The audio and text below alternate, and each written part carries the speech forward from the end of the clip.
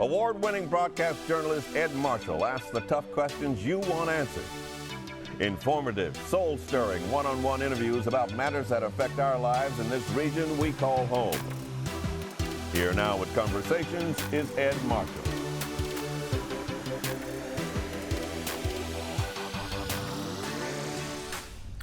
Hello and welcome to Conversations with Ed Marshall. Glad you could join us this month. Unfortunately, and then I say unfortunately, but in all of this, you will realize before the show is over how great this person was. We dedicate this show to a young man who did more to improve our world in 53 years than most of us may do in a lifetime. His name was Darnell Prejean, and he moved here from Lafayette and went to Dillard University.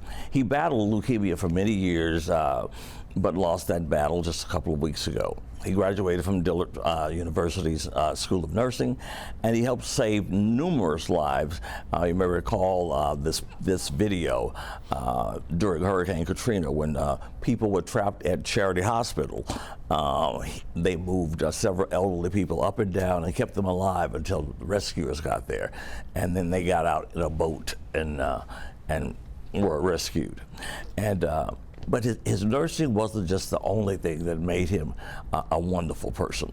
He also decided that he would later turn to a second career, mortuary science, and he graduated from Delgado's funeral services program. And I had the opportunity to present him his certificate, and that made me feel so good because I'm on the board there.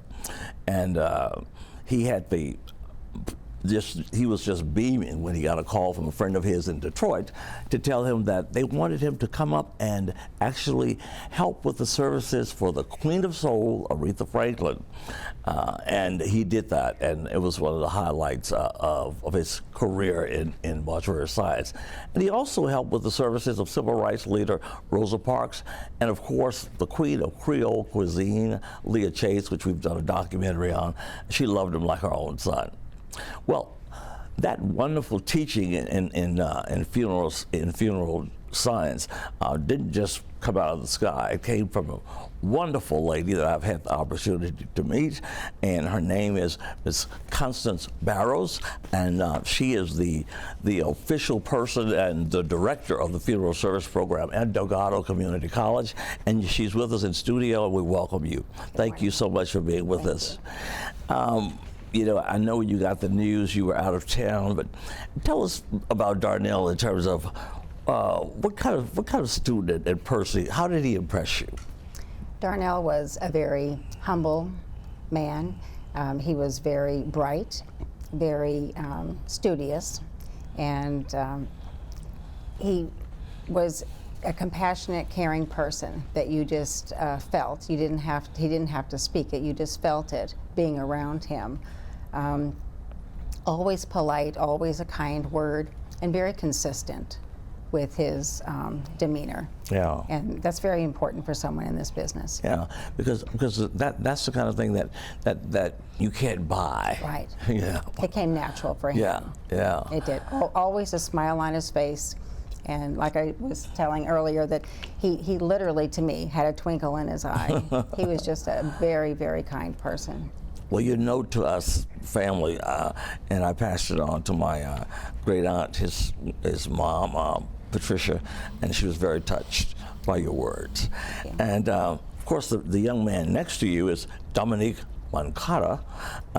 He is an adjunct care center manager over at Delgado, and you actually, you and Darnell went to school together, and tell us some of the, and when I talk about acts of kindness, you know, Darnell, you know, kind of made his way and found out a lot of things going on, and he actually told you about a particular job opening. So you take it from there. So Darnell and I, we started funeral school together, and Miss Connie, she was our professor, and now we're colleagues now, but at the time we sat together in the middle of class, not in front, not in back, right in the middle, and we were through the program together the whole time from the first semester on, and we both supported each other in a special way, because I think the students coming into the program, you're either going to be, you know, right after high school, or different goal changes or career changes, or career goals, but him and me were very similar. He had his degree, I had my degree from Loyola, and we both wanted a career change, and we both kind of supported each other. And he was actually in the funeral business already, and I wasn't. And he was offered a job, and he declined it because he was working somewhere else. And he kind of gave me a heads up, like, yo, go into this. I declined the job if you want to go in. And had he not done that, I would not be where I'm at today at the care center at Lake Lawn Funeral Home. Wow. And ever since then, even though we graduated together, and we still stayed in touch because we were both, no matter, even though we weren't in the same funeral home or even the same company, this city's so small that we all know each other. Right. Darnell and I always stay in touch. Hey, you need some chemical, you need this. Right, hey, I have a right. question about this case. And That's the way you Darnell, are. Very generous Very person. generous, yeah. Yeah. In all things. And you know, I have to mention too that when he went up for Aretha Franklin, he also took another Delgado graduate, Gilbert, who works over at Rose Funeral Home. I'm having a Ida moment right now, but I've known Gilbert for years, and so I'm just calling him Gilbert at Rhodes. And the lady there, Miss Swanson, was down for the service, and she talked about how prepared Darnell and Gilbert were, and how professional they handled themselves. There was never a moment, she said, when they had to find them or look for them or whatever. They were always on point, always dressed and ready, and the whole thing. And I think that has a lot to do with the things you all teach them that not only in classroom but outside classroom. He did make things look effortless. Yeah, that's great. Well, now that we've talked about Darnell, I know he would want us to say, okay, people, it's the kind of profession a lot of people need to get into, because I know him, he likes to sell whatever he's doing. And I was looking at a lot of information in terms of what people are saying about funeral services. The funeral business. So many people are looking for employees, but actually Delgado is popping at the seams with people who actually want to get into that business. Why do you think that is? Well, I think that people, especially women now, are looking for things to help others and to be able to share their compassion and empathy, and it's a service industry, and people that are wanting to help others definitely have found that niche that makes a difference. Yeah, because I was reading that women currently now make up 72% of recent graduates of funeral service education, and where men dominated until 1970. Yeah. And every decade since then, the number of women are increasing. So that's very, very significant, and I think the nurturing part does come in. I also want to say, I think also, if you don't know that Delgado's funeral program, we're the only one in the state of Louisiana. So it's not just people coming to school from New Orleans. Like, people travel from all over just to come to school to try and get in the funeral program. I wanted to mention that because we're the only, I say we because I'm on the board, the only one in the state of Louisiana. I found that just remarkable that there's no other place, which really sets the college apart. Yes. That is fantastic. And they come from all over because they want to, and then they go back to where they came from. I'm sure a lot of them fall in love with the city, I'm sure, instead. Yes. Yeah, that's a good part of it. Yeah. All right. Well, I tell you what, when I noticed the kind of work, and one of the things I wanted to ask you, you all do allow people, they must do practical, and by practical I mean actually going out to funeral homes and actually doing the work. Yes, they do. They have a funeral directing practicum where they actually go into the funeral homes in their local areas to learn Louisiana law, regulations, things like that we don't teach in the classroom because we teach for a national board exam.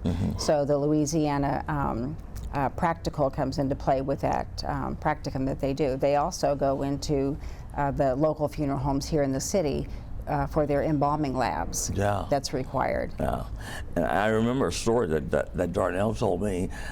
He was he was doing his practicals and the embalming, whatever, and he was with a doing some work at a local funeral home, and the people had to come in and identify their mother, of course, and she had gotten, elderly, so they were going to keep a closed casket. And so the oldest sibling went back and saw his mother and came back and said, "We have to have this open. You have to see Mom." That Darnell literally just took a picture and just brought this lady back to where she was, and he was over at Lake Law, and I could say that because my Frank Stewart, I called him Uncle Frank, at the time owned that facility, and they were just so proud of him, of how his work came out. So I applaud you all for. That's definitely the goal, is to make a difference, right, for the survivors. Because that helps so much when the person looks like who they used to be, Right. And you're going to learn some of that stuff in embalming lecture, like you're going to learn anatomy and guides and instrumentation and vocabulary, but to learn the art side of it, how to really apply that, that's practically in the funeral homes and the labs, and that just comes with practice. And some people have it, some people don't, because you can be real good in the sciences, but it's half art as well. Right. And I think he was truly an artist. He was. He really was phenomenal. Well, I'll tell you, Delgado is also doing a lot in terms of keeping the family businesses going, in terms of people who've had generational people who've been in the business. And when we come back, we're going to talk about some of that, and hopefully we'll have a gentleman on the Zoom who has not only graduated from Delgado, his wife recently graduated from Delgado that you taught, and the daughter is now up for graduation. We'll tell you more when we come back.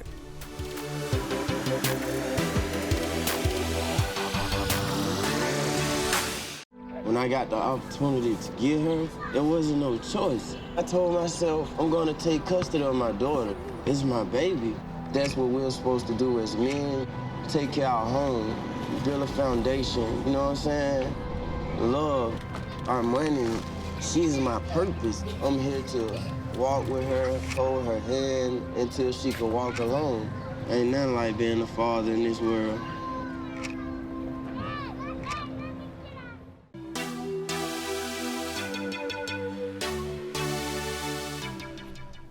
Well, welcome back to Conversations. We told you we were going to zoom in and talk to a gentleman who's been in this business for a very long time, but we will be able to talk to him. We had some difficulties with our technology. That's the way it goes. But we will be able to talk to him via phone. And thought you need to talk. We want to talk to him because pretty significant. His family has been in the funeral home business for generations. And he is now the president and general manager of Kinchin Funeral Home in Lafayette, Louisiana.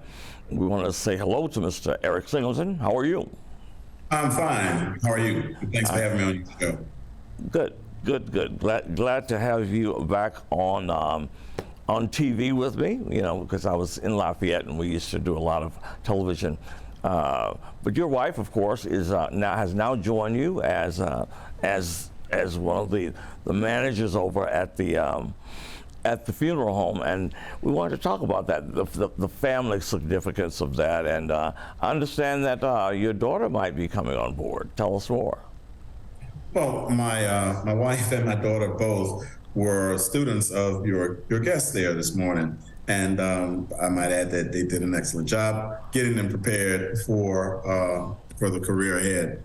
So we've been growing exponentially. That's not a good thing, I guess, for the general public, but for us it says that we've been servicing the community well, and that our compassion and our kindness toward others obviously is coming through, as I've been told.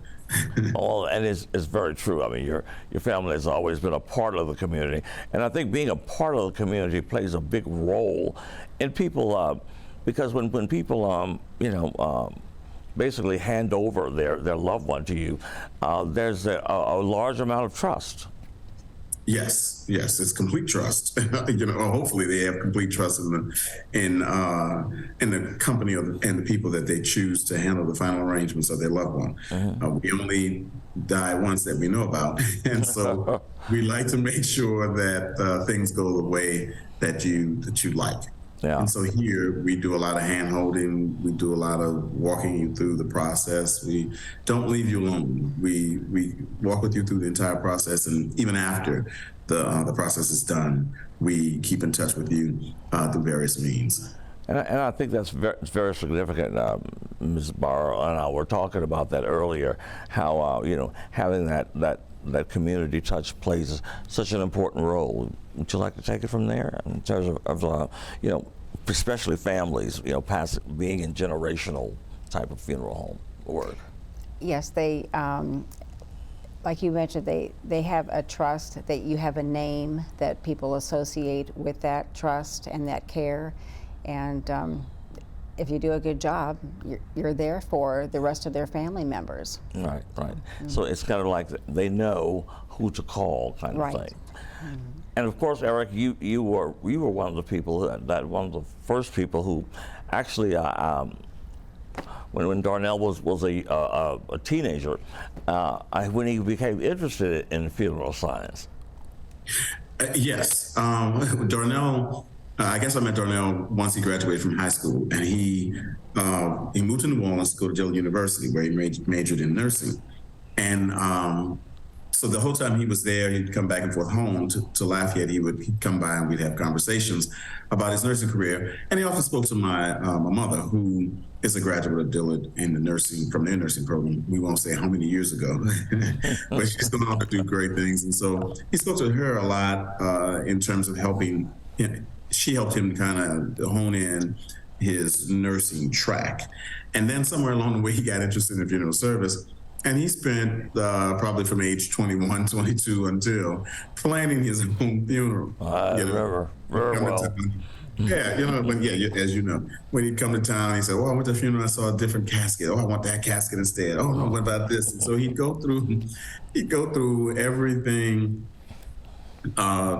through every step of the process. And then he decided one day that he was going to go to school to become mortician, and he studied there at Delgado under your two guests there. Mm-hmm. And so he came out, he did well, he passed the test first time out.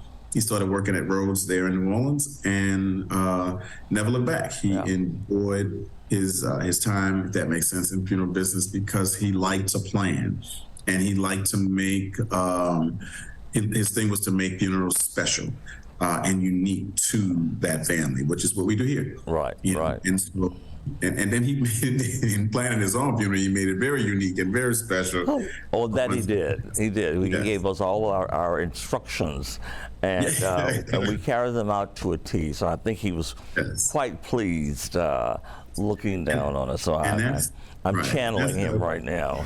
So he's that's the direction funeral service is moving in, with pre-need sales and stuff, where you actually go into the funeral home, you sit down, and you plan out your funeral, and you can do it as detailed as Darnell, which was the kind of clothes, the kind of shoes, the kind of casket, where he wanted it, the kind of music, who he wanted to sing, the program was going to look like, who was going to write the program, who was going to read the bit at the church, who was going to read the scripture readings, who was going to do the dressing, the embalming. He planned out every detail, right down to not the repast, but the celebration, following the service in both New Orleans and in Lafayette. Right. So the industry as a whole is allowing people to tailor the funeral for their liking. Doesn't necessarily have to be at a church, doesn't necessarily have to have the official religious connotations. It can be whatever you want it to be.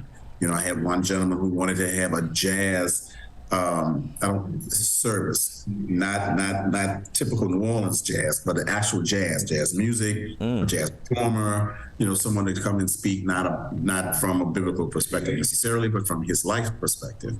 So that's those are the kinds of changes that are taking place in the funeral industry as a whole. Wow. The rest of it is, there's a standard that everybody must adhere to, and your guests can further elaborate on that.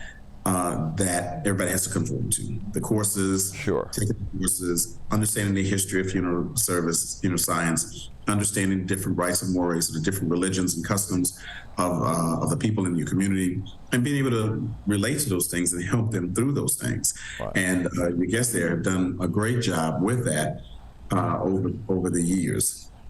Yeah. You know, all the students across the country seem to be struggling with the national exam. Right. But instructors like the ones you have there and the program that you have there are working to make these to make it a more passable experience for them based on the information that they're learning. And so they can tell you more about the kind of courses people take in order to become licensed funeral directors and embalmers, and the importance of those courses and how they relate to the industry. Right. And you know, my instructors aren't quite as strict as Darnell's, which I don't plan to be using for another 20 or 30 years. Hopefully I'll have come up with something to make me keep me looking like I'm looking right now. But at any rate, we'll just use the same dye that you're using. Right. Yeah. And right now I'm under these hot lights, and you know I don't want to look like. Anyway, but as we say, we'll talk about that after we get off the TV. But I have left my instructions, some of them with Eric, and I've told him that I want to be a certain size, and he said I can manage that. So it'll be okay, but not for a long time. Eric, thank you for being with us. We appreciate it, and we appreciate what you're doing in the Lafayette community, helping the residents there. Thanks so much. Thank you again for having me on. It's good seeing you both. Y'all take care. Have a great day. Yeah, he's a good guy. And back to us, though, here in the studio. I want to talk to you. How do people, you know, if they're interested in Ms. Barrow, how do they say, well, you know, how do I get involved in Delgado? How do I apply, or what do I do? I want to say first, I appreciate his kind words. Very kind. All of our information is on Delgado's website, but we offer 2 programs. We have an Associates of Applied Science degree, which enables them to take a national board exam so that they could work anywhere in the United States. We also have a certificate program that would enable them to work in the state of Louisiana as a funeral director. One is a 12-month program, and the associate's degree is a 24-month program. Okay, and they can find all that by going to the website. Yes, it's as simple as Delgado Funeral Services in a search engine, and it takes them right to our page.